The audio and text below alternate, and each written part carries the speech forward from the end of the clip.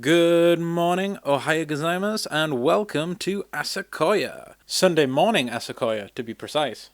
Or Smack. AsaKoya is a new Sunday morning talk show on the Waffling on Media channel, focusing on anime, manga, and pretty much everything anime related. Sometimes we'll be doing reviews of animes and mangas, or JRPGs, etc. Sometimes we'll just be talking about news, upcoming events, things that I like, maybe doing a deep dive into some analysis of certain tropes and techniques, pretty much anything and everything, so hopefully you'll all enjoy it. On this first episode, we'll be talking about the 2020 anime, BOFURI, I Don't Want to Get Hurt, so I'll max out my defense. Now all it's missing is some cheesy intro song. Wait, what? We do? Oh! Well, roll that shit. Sunday morning AsaKoya. Sunday morning AsaKoya. Sunday morning AsaKoya. BOFURI is an MMORPG isekai anime, based on the 2016 light novel series of the same name. I haven't read it yet, so I won't fully compare the two, but I've been told it's pretty faithful to the source material. BOFURI follows the story of Kaede, who, egged on by her friend Risa, joins the VR MMORPG game New World Online. Getting real creative with those names there, guys. Inside the game, Kaede is confronted with the usual character creation options and, being pretty new to such games, chooses the Great Shielder class and dumps all of her available points into Vitality, because, as the title may suggest, she doesn't want to get hurt. He said it! Finally, she decides her in-game username will be Maple as a direct translation of her real name, and so our adventure begins. Maple quickly becomes something of a legend among the other players for her unusual build and her penchant for acquiring OP techniques and breaking the game. Soon joined by Risa, now calling herself Sally in-game, as a flip on the syllables of her real name, although I'm not sure if that should be Sari, the two set off to become as powerful as possible and acquire equal amounts of unique skills and unique friends while doing so. Compared to other MMO isekai series, BOFURI kind of hits all the usual marks, yet does so with a slant which kind of makes the whole formula feel fresh and revitalized. Yes, Maple is a ridiculously OP main character, but it's not because of her knowledge of how to game the game, so to speak.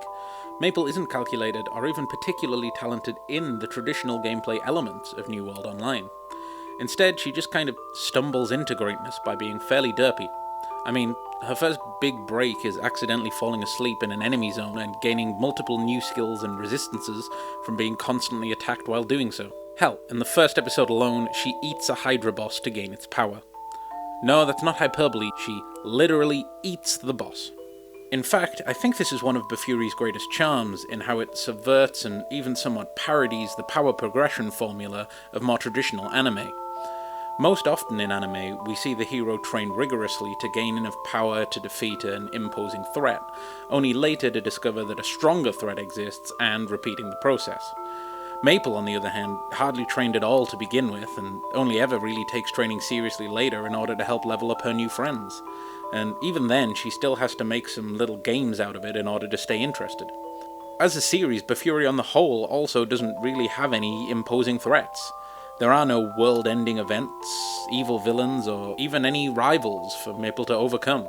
Sure, some people think of her as a rival to overcome, but the feeling seems to be a little one-sided. This brings us nicely on to one of my other favourite things in the show, which is how the world itself and pretty much every character in it acts as a foil to Maple to begin with.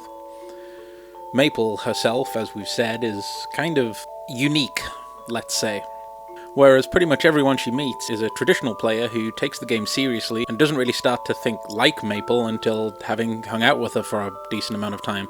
In fact, there's plenty of jokes in the show about Maple infecting other characters into her unusual ways. Despite this, nobody seems to shame Maple for her style of playing, even those fighting and competing against her in the events. And this is kind of seen throughout the entire of BOFURI, is that this is kind of an ideal MMO world. It's peaceful, there's not a lot of hatred going on, there's not a lot of shaming, there's people that are pretty surprised by Maple, I guess.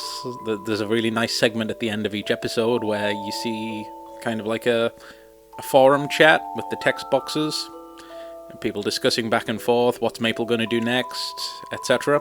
But none of them are particularly negative, they're just mostly either kind of in awe of what Maple's achieved, or kind of impressed and looking forward to seeing what she does next. I think this is best reflected in Sally, who is shown to be a hardcore gamer in real life, but very quickly adapts her playstyle to how Maple plays in order to help best team up and have the most fun in the game together. And that's basically what BOFURI's all about. Fun. This isn't an anime that really ever has any particularly negative emotions in it.